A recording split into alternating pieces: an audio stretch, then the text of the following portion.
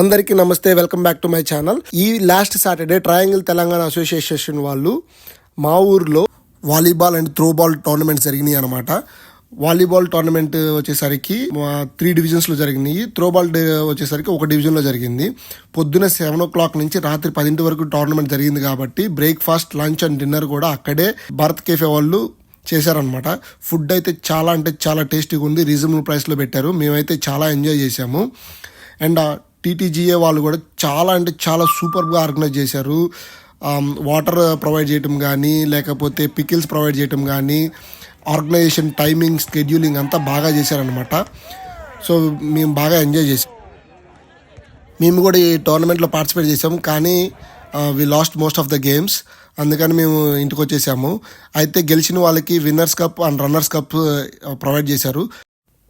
మరిన్ని అమెరికా విశేషాల కోసం please like, share and subscribe my channel.